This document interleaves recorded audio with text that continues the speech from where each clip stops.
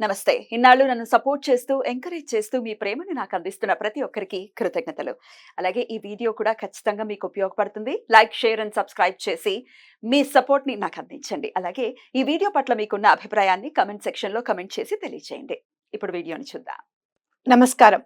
అమ్మలగన్న యమ్మ ముగ్గురమ్మల మూలపుటమ్మ అయిన లలితా త్రిపుర సుందరీదేవికి సైన్యాధిపతి మన వారాహి అమ్మవారు. అమ్మవారిని కాదు మనందరినీ కూడా వారాహి అమ్మవారు రక్షిస్తారు. మరి మనకి ఆర్థిక ఇబ్బందులున్నా, భూ వివాదాలున్నా, కోర్టు సమస్యలున్నా వారాహి అమ్మవారి ఆరాధనతో అవన్నీ కూడా పరిష్కరింపబడతాయి. మరి అమ్మవారిని వారాహి అమ్మవారిని పూజించడానికి అత్యంత మహిమాన్వితమైన రోజులు జూలై 6 నుంచి గుప్త నవరాత్రుల రూపంలో మనకి అందుబాటులో ఉన్నాయి. మరి ఆ రోజుల్లో అమ్మవారికి చక్కగా 9 రోజులు హోమాలు, అలాగే త్రిపురాంతకంలో మహాపూర్ణాహుతి చేసుకోబోతున్నాం. వివరాలకి మమ్మల్ని సంప్రదించగలరు. నమస్తే. Welcome to our channel. నేను పద్మిని. ప్రస్తుతంతో పాటు ప్రముఖ ఆధ్యాత్మికవేత్త, ప్రముఖ న్యూమరాలజిస్ట్, లక్ష్మీ నరసింహస్వామి ఉపాసకురాలు శ్రీమతి స్రవంతి గారు మనతో పాటు ఉన్నారు. మాట్లాడదాం. నమస్తే అక్క. నమస్తే పద్మిని. నెగటివ్ ఎనర్జీస్ తో చాలా మంది బాధపడుతూ ఉన్నారు. ఈ నెగటివ్ ఎనర్జీస్ ని రిమూవల్ కోసం ఇంకా ఎక్కువ బాధపడుతున్నారు కదా. బోల్డ్ అంత ఎక్స్‌ప్లాయిటేషన్ జరుగుతుంది. లక్షలు పోగొట్టుకునే పరిస్థితి కూడా ఉంది. యాక్చువల్గా నెగటివ్ ఎనర్జీ చేసే హామ్ కంటే రిమూవల్ కోసం వెళ్లే వాళ్ళే ఎక్కువ హామ్ చేస్తున్నారు. అవును. ఏమిటక్క ఇంత ఘోరంగా ఉంది పరిస్థితి. ఇట్లా వీళ్ళని వాళ్ళని నమ్ముకోవటం కాదు, భగవంతుడిని నమ్ముకోవాలి అని అంటే ప్రత్యేకించి మీరు లక్ష్మీ నరసింహస్వామి ఉపాసనలోనే ఉన్నారు. ఇట్లా గజ గజ గజగా వణికిపోవాల్సిందే. ఎట్లాంటి నెగటివ్ ఎనర్జీ అయినా స్వామి ముందు. స్వామికి సంబంధించి నెగటివ్ ఎనర్జీస్ నుంచి బాధపడే వాళ్ళ కోసం ఏదైనా చెప్తారా? తప్పకుండా చెప్తాను పద్మిని. ఎందుకు అనంటే స్వామి మీద నాకు అపారమైన నమ్మకం. ఎందుకు అనంటే మేము అట్లా నెగటివ్ ఎనర్జీస్తో ఇబ్బంది పడినప్పుడు స్వామి కోసం నేను చాలా, అంటే అప్పుడున్న నా పరిస్థితులకు అది ఎక్కువ. అయితే నేను చాలా ఇలా చేద్దాం అలా చేద్దాం అని చెప్పి స్వామి కోసం నేను చేసింది. అసలు స్వామి మైత్రికి వచ్చేది కూడా అందుకేనేట. వచ్చినప్పుడు నాకు చెప్పారు ఒకళ్ళు, మిమ్మల్ని రక్షించడానికి వచ్చారు స్వామి అని చెప్పారు. నేను అవాక్కయ్య, నేను ఏం చేశాను స్వామికి, చాలా ఏదో ఉడతా భక్తి అంటారు చూసావా, అలా చేశాను. దానికి స్వామి నన్ను రక్షించడానికి వచ్చారా అని చెప్పి ఇంక అసలు మర్చిపోను ఎప్పుడు కూడా స్వామిని అనమాట. నీకు చెప్తాను, ఇంకొక మంచి అవకాశాన్ని కూడా మనకి స్వామి ఇచ్చారు. అయితే ఇప్పుడు ఈ నెగటివ్ ఎనర్జీస్ నిజంగా చెప్పాలి అని అంటే, బ్లాక్ మ్యాజిక్ అనేది మైండ్లో ఒకసారి పడిపోయింది అని అంటే, అసలు ఉన్నా లేకపోయినా, ప్రయోగం ఉన్నా లేకపోయినా కూడా కొంతమందికి ప్రయోగం ఉంది అని చెప్పి భయపెట్టడము అలా చేస్తూ ఉంటారు. అయితే నాకు తొందరగా నేను గుర్తించగలుగుతాను ఏంటి అని అంటే, నాకు విపరీతమైన ఆవలింతలు రావడము అనేది కనిపిస్తూ ఉంటుంది. అండ్ మోర్ ఓవర్ మీ చుట్టూరే ఇలాంటి వాళ్ళు ఎవరైనా ఉన్నారా అని అడిగితే వాళ్ళు అవునండి అని చెప్పడం, ఇలాంటివి జరుగుతూ ఉంటుంది. అంటే హీలింగ్ చేస్తాం కాబట్టి కొంచెం వాళ్ళు ఎలా ఇబ్బంది పడుతున్నారు, వాళ్ళ ఇంట్లో గొడవలు ఎలా అవుతున్నాయి ఏంటి అనేది నేను కొంచెం గుర్తించగలుగుతాను, చెప్పగలుగుతాను. అయితే ఈ మధ్య కాలంలో కొంతమంది అంటే దూర ప్రదేశాల్లో ఉన్నప్పుడు వాళ్ళు ఎవరైనా ఇక్కడ ఉన్నప్పుడు వాళ్ళు ఇబ్బంది పడుతున్నారు అనుకో, వాళ్ళకి దూరంగా ఉంటారు, వాళ్ళు రాలేరు, చేయలేరు, మాకేదో భయంగా ఉంది అని చెప్తూ ఉంటారు. ఇలాంటప్పుడు ఒక సందర్భంలో ఒకళ్ళకి ఈ మంత్రం చెప్పడం జరిగింది అనమాట. జరిగినప్పుడు వాళ్ళు ఒక్క 3 రోజులు చేసేటప్పటికే వాళ్ళకి చాలా రిలీఫ్ అనేది కనపడి మేము చాలా హ్యాపీగా ఉన్నామండి ఇప్పుడు అని చెప్పారనమాట. చెప్పినప్పుడు నా మనసుకు అనిపించింది, ఇది వీడియో చేయాలి, ఇది వీడియోలో చెప్పాలి. ఎంతో మంది పాపం డబ్బులు లేక ఇబ్బంది పడుతున్నారు, కొంచెం అన్న రిలాక్సేషన్ అనేది వస్తుంది కదా.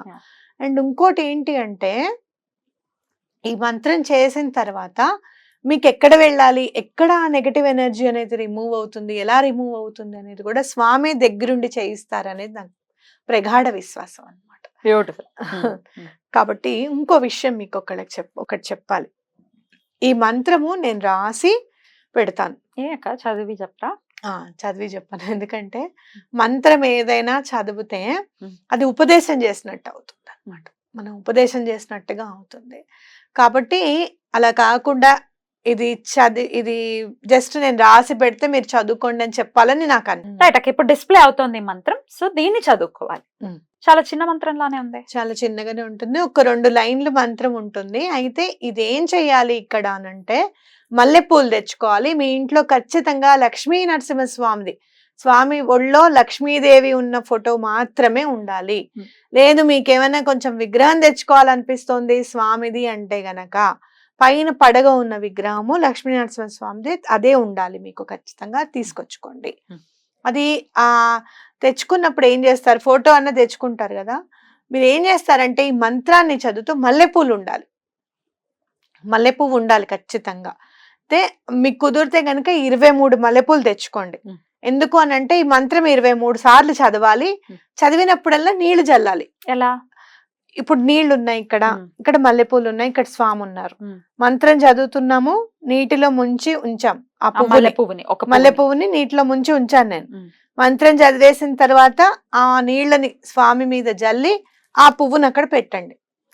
మీరు ప్రత్యేకంగా 23 సార్లు అని లెక్క పెట్టుకోకర్లా.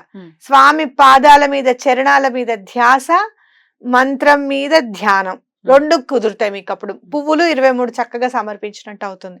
మీకు చెప్పాను 23 ఇస్ వెరీ పవర్ఫుల్ నెంబర్ అని చెప్పి. చూడండి ఇక్కడ కూడా 23 నెంబరే యూజ్ అవుతోంది మనకి. సో మళ్ళీ రెండోసారి పువ్వుని తీసుకున్నాం, నీళ్ళల్లో ముంచాం, మళ్ళీ స్వామి దగ్గర పెడుతున్నాం. ఇట్లా 23 టైమ్స్. ఏ రోజు చేయాలక్క ఇది? డైలీ కదా? డైలీ చేయాలి. డైలీ 23 డేస్ చేయండి. లేదు ఎవరో ఒకళ్ళు చేసేవాళ్లే ఉన్నారండి అన్న డౌట్ ఉంటే కనుక రోజు చదువుకోండి, తప్పేమీ లేదు. అయితే ప్రత్యేకంగా ఈ మంత్రం చదివినప్పుడు మాత్రం నాన్ వెజ్ తినకూడదు, ఎగ్స్ కూడా తినకూడదు. ఓకే, కాబట్టి ఏం చేస్తారు అని అంటే ఫస్ట్ 23 డేస్ చేసుకోండి, నాన్ వెజ్ తినకుండా ఎగ్స్ తినకుండా చేసుకోండి. ఎప్పుడన్నా మీకు అనిపించింది అనుకోండి, ఏ రోజైతే మీరు నాన్ వెజ్ ఎగ్ తినని రోజులు ఉంటాయి, కొన్ని శనివారం ఉంటుంది అనుకోండి, శనివారం నాడు చేసుకోండి. ఈ మంత్రం ఎప్పుడైనా మొదలు పెట్టుకోవచ్చు. గురువారం మొదలెడితే చాలా మంచిది. నాకు నమ్మకం ఏంటి అంటే ఆ నృసింహ సరస్వతి స్వామివారే లక్ష్మీ నరసింహ స్వామివారు కాబట్టి గురువారం చేసుకుంటే ఇంకా మంచిది. స్టార్ట్ చేస్తే ఆయన అనుగ్రహం కూడా ఉంటుంది అని. రైట్ అక్క. అయితే ఇంకొక డౌట్ వస్తుంది మనకి, మల్లె పూలు లేని రోజు ఏం చేయాలి? నా డౌట్ అదే అక్క. అదేనా? నాకు శాలరీ ఇవ్వక్కర్లేదమ్మా, నువ్వు ఎలాగో అంటున్నావు కదమ్మా, పెద్ద ప్రశ్నలు ఏం అడగట్లేదు. అడిగితే వాళ్ళతో బాధ, అడగకపోతే వీళ్ళతో బాధ. ఏమిటక్క నా పరిస్థితి? సరే చెప్పండి. అయితే మల్లెపూలు లేనప్పుడు దీనికి మాత్రం ప్రత్యామ్నాయం ఏం చెప్పలేదు, మల్లె పువ్వనే అన్నారు. అప్పుడు ఇదే సీజన్. ఇదే సీజన్. అయితే నాకేమనిపించిందంటే మల్లెపూలు లేవు నన్ను ఆరాధించద్దు అని స్వామి అన్నారు కదా, జాస్మిన్ ఆయిల్ తెచ్చుకోండి. ఆయిల్ తెచ్చుకొని మల్లెపూలు లాగా తెల్లగా ఉన్న పూలు ఏవైనా దొరుకుతాయి కదా, ఆ జాస్మిన్ ఆయిల్ ని ఆ వాటర్ లో వేసేసి స్వామి మల్లెపూలు లేదు నాయన, ఆ సువాసన మాత్రం తేగలుగుతున్నాను నేను అని చెప్పి ఆయనకు దండం పెట్టుకోండి. ఇది మల్లెపూలు దొరకనప్పుడు మాత్రమే, దొరికినప్పుడు కూడా మన ఇంట్లో జాస్మిన్ ఆయిల్ ఉంది, తెల్ల పూలు ఉన్నాయి, ఇక కొనుక్కోక్కర్లేదు అనుకోవద్దు. వర్కౌట్ అది అంటే మనం ఎక్కడన్నా తక్కువ చేసామనుకో మనకు కూడా స్వామి తక్కువే చేస్తారు. స్వామి చేస్తారని అనుకోవద్దు, ప్రకృతి చేస్తుంది అనుకోవాలి. రైట్ అక్క, బ్యూటిఫుల్. డెఫినెట్ గా ఈ తరుణోపాయంతో, డెఫినెట్ గా స్వామి అనుగ్రహంతో, ఇందాక అనుకున్నట్టుగా డెఫినెట్ గా వడకాల్సిందే ఎట్లాంటి నెగటివిటీ అయినా కూడా. కాకపోతే ఇక్కడ ఒక చిన్న సందేహం అక్క, ఈ నెగటివ్ ఎనర్జీ ఇంపాక్ట్ చేసేవాళ్ళు బంధనాలు కూడా స్వామికి వేస్తారు అనేది నేను ఏదో విన్నాను అక్క. What is it? బంధనం ఏంటి? బంధనం అంటే కట్లు వేస్తారు. కట్లు అంటే ఏంటంటే ఇప్పుడు ఎవరికైనా స్వామి వస్తున్నారు అనుకో, వాళ్ళకి ఆ స్వామి రాకుండా కట్లేస్తారు అనమాట. ఆ పవర్ అనేది కట్టి పడేస్తారు మొత్తం. అప్పుడు స్వామి కూడా రారు. మంత్రానికి స్వామి అయిన భగవంతుడు తల వంచుతారు, సరెండర్ అవుతారు. ఇప్పుడు మనం మంత్రం చదువుతున్నాం, స్వామి సరెండర్ అవ్వట్టే కదా మనకు ఆ నెగటివ్ ఎనర్జీ. కానీ నువ్వు మంత్రంతో స్వామిని కానీ అమ్మవారిని కానీ కట్టడి చేసావు అని అంటే నీ కర్మని చక్కగా నువ్వు కొనుక్కున్నావు. వండుకోవటమేనా అది? అంతే. ఎందుకంటే నువ్వు ఇప్పుడు రూపీస్ తో కొన్నావు అనుకో, నీకు డాలర్స్ అయి వస్తుంది. వాల్యూ ఎక్కువ, వద్దు దాని జోలికి వెళ్ళదు. అయితే ఎవరైనా అనుభవించవలసిందే డెఫినెట్లీ ఇటువంటి పరిస్థితుల్లో. అయితే స్వామి మాత్రం కట్లు ఉన్నాయి అని అంటే ఒక్కసారి అట్లా లక్ష్మీనరసింహ స్వామి టెంపుల్లో ఒక్కసారి మనం తీసుకొని వెళ్ళి కూర్చోబెట్టి చాలు కట్లు పోయిన వాళ్ళు ఉన్నారు ఎక్కువగా. దర్శనం మాత్రం చేత. దర్శనం మాత్రం. అది అసలు తీయలేము, ఎవడైతే కట్లు వేసాడో వాడే తీయాలి, ఇట్లాంటివి కూడా విన్నాను. లాక్ చేసేస్తే కీలు దొరకవా బయట? ఉమ్, మనకి ప్రకృతి ప్రతి దానికి సమస్యల రూపంలో ఉమ్. మనకి నేర్పిస్తూ ఉంటుంది. ఉమ్. లాక్ ఉంది ఏమిటి పద్మిని, అక్కడ గుడి ఉంది చూడు, మనకి అన్ని వేసేసారు. తాళాలు అనంత వేశారు. పద్మనాభ స్వామి ఆ, టెంపుల్లో ఉన్న లాకుల కంటేనా? అవును, అవే తీస్తున్నారు. చూసావా, భగవంతుడికి వేస్తారంటే భగవంతుడి దగ్గర ఉన్న సొమ్ముకి వేయగలిగారు కదా. ఉమ్, అంటే చూసావా నువ్వు ఉమ్. అర్థం అదేంటో. ఉమ్. కానీ అది ఎటువంటి పరిస్థితుల్లోనూ విడిపోవాల్సిందే. ఆ టైం వచ్చినప్పుడు మాత్రం ఇంకా అది రిమూవ్ అవుతుంది ఖచ్చితంగా. కానీ అలాంటిది ఏమన్నా ఉండి ఇబ్బంది పడుతున్నారు అంటే నరసింహస్వామికి దండం పెట్టుకోండి, ఎటువంటి పరిస్థితుల్లోనూ స్వామి బంధనాలు వీడగొడతారు. బ్యూటిఫుల్. అద్భుతం అక్క. స్వామి అనుగ్రహం చేత ఇట్లాంటి విపరీతమైన కష్టం ఇది డెఫినెట్లీ వీటి నుంచి బయటపడాలి ఎవరైతే ఇబ్బంది పడుతున్నారో అని మనస్ఫూర్తిగా కోరుకుంటూ చాలా బ్యూటిఫుల్ గా ఎక్స్ప్లెయిన్ చేశారు. చాలా బాగా యూజ్ అవుతుంది.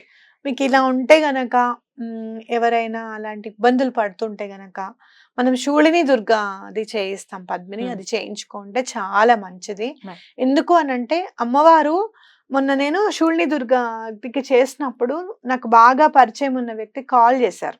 కాల్ చేసి మేడం శూళిని దుర్గా అంటే ఏంటి అంటే, ఎందుకు అనంటే నాకు కల్లో వచ్చారు మీరు మీ పాప మా ఇంటికి వచ్చారట, ఇలా నేను ఏదో చెప్తూ ఉంటే రేపు శుక్రవారం శూళిని దుర్గ చేస్తున్నాను రండి అని అన్నారు మీరు అని అంటే నాకు ఆశ్చర్యం అనిపించింది. ఆవిడకి నేను కాల్ చేయలేదు, ఏమీ చేయలేదు, కానీ అమ్మవారి కళ రూపంలో నా చేత చెప్పించింది ఆవిడకి.